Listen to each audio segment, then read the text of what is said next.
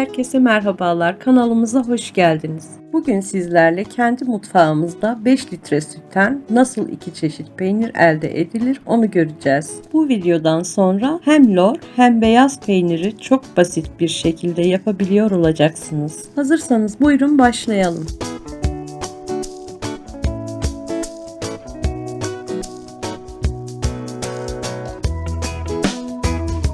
En önemli malzememiz tabii ki 5 litre sütümüz, temiz bir bezle bir süzgeç ve son olarak eczanelerde veya büyük marketlerde bulabileceğiniz peynir mayası.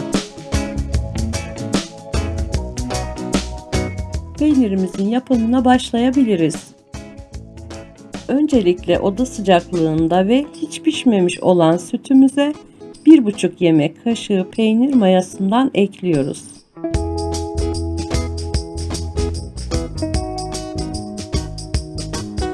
Sütünüzün hiç pişmemiş olması çok önemli. Sütünüz dolaptaysa bu işlemden bir süre önce çıkarıp oda sıcaklığına gelmesini sağlamanızı da tavsiye ederim. Koyduğumuz peynir mayasını sütümüzün her yerine dağılacak şekilde karıştıralım.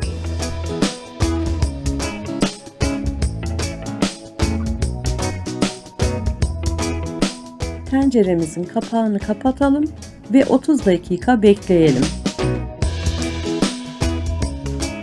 30 dakikanın sonunda sütünüzün kıvamı oldukça değişecektir. Neredeyse bir yoğurt kıvamında olduğunu göreceksiniz. Kıvamını alan sütümüzü bir bıçak yardımıyla keselim.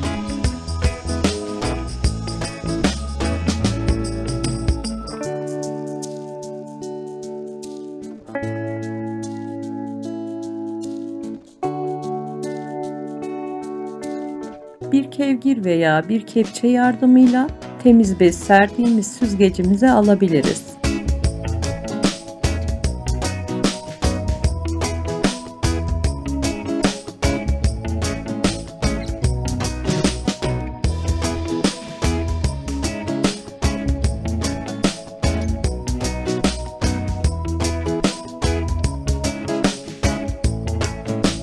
Sütümüz gördüğünüz gibi sadece peynir mayasıyla bu kıvama geldi.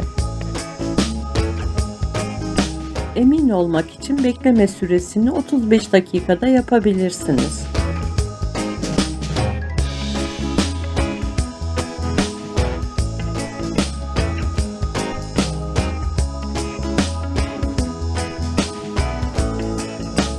Peynirimizi süzme aşamasına geçtik.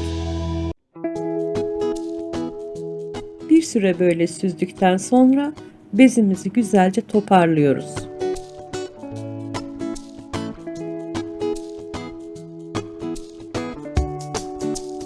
Ağzını sıkıca kapatıp bir sürede böyle süzelim. Peynir suyunuzu ayırmayı sakın ihmal etmeyin.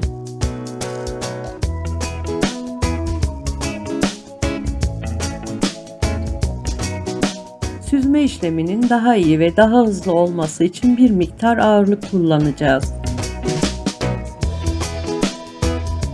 Süzme düzeneğimiz bu şekilde. Peynirimizi borcamımızın üzerine alabiliriz.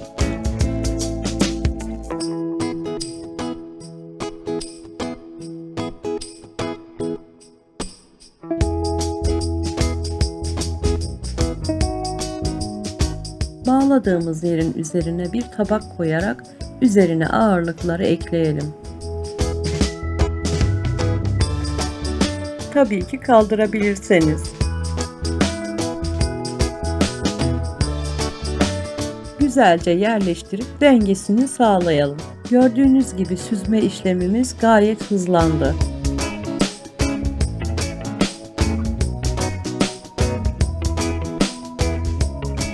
Şimdi sıra peynir sularımızı değerlendirme kısmında. Bir tencereye aldığımız suyumuzu güzelce kaynatalım.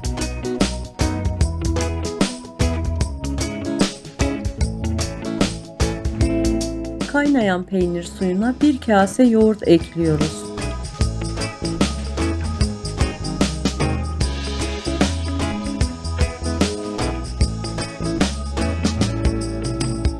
Böylelikle bu karışımdan lor peyniri elde etmiş olacağız. Güzelce karıştırıyoruz. Gördüğünüz gibi topaklanmaya başladı bile. Bu şekilde 15 dakika daha kaynayacak.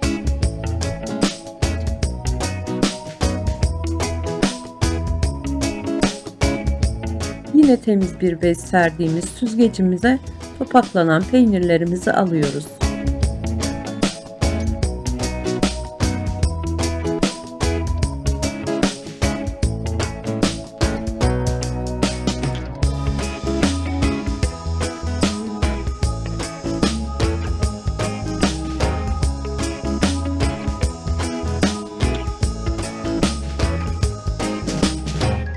Yine bu peynirimizi de güzelce süzelim.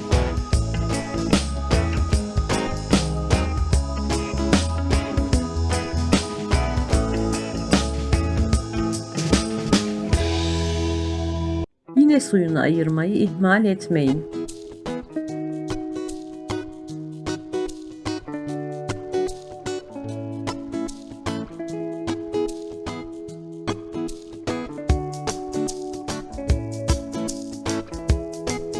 Gördüğünüz gibi peynirlerimiz sularını salarken istediğimiz kıvama yaklaşıyorlar.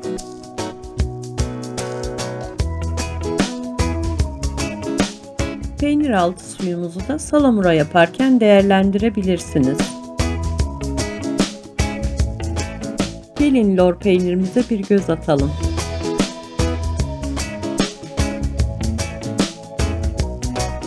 Gördüğünüz gibi marketlerden aldığımız lor peynirinden farksız görünüyor. Lor peynirimiz kullanıma hazır.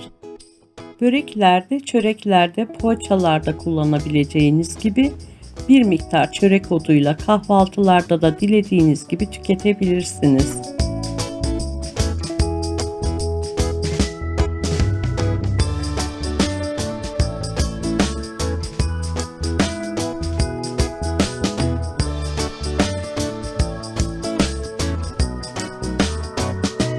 Beyaz peynirimiz de sularından arınıp istediğimiz kıvama ulaştı. Gelin hep birlikte bir göz atalım.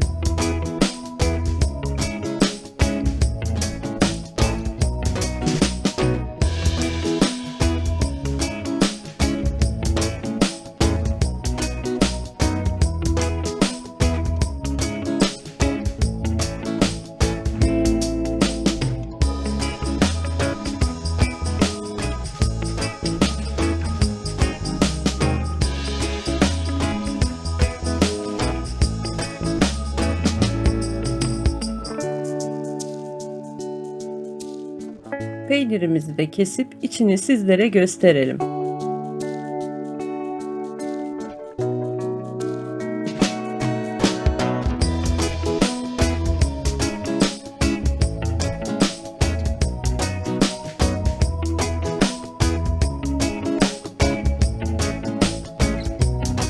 Gördüğünüz gibi beyaz peynirimizin kıvamı da gayet güzel oldu.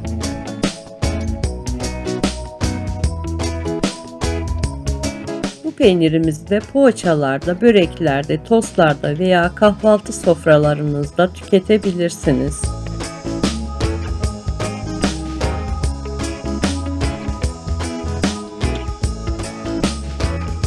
Bir miktar zeytinyağı ile de tatmanızı tavsiye ederim.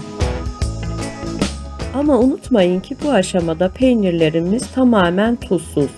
O yüzden salamurayı nasıl yapacağımızı da gösterelim. Bunun için ihtiyacımız olan şeyler peynirimizi saklayacağımız bir kap, bir miktar salamura tuzu ve peynir suyu.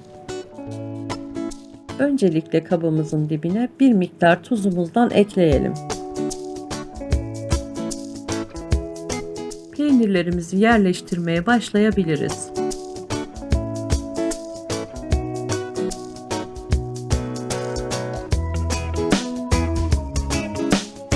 Üzerlerinden yine bir miktar salamura tuzundan ekliyoruz.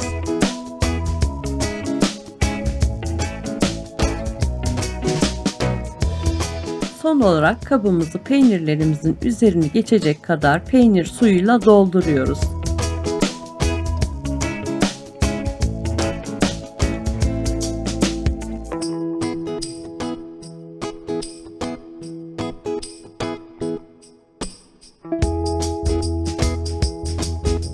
Kapağını sıkıca kapatıp buzdolabında saklayabilirsiniz.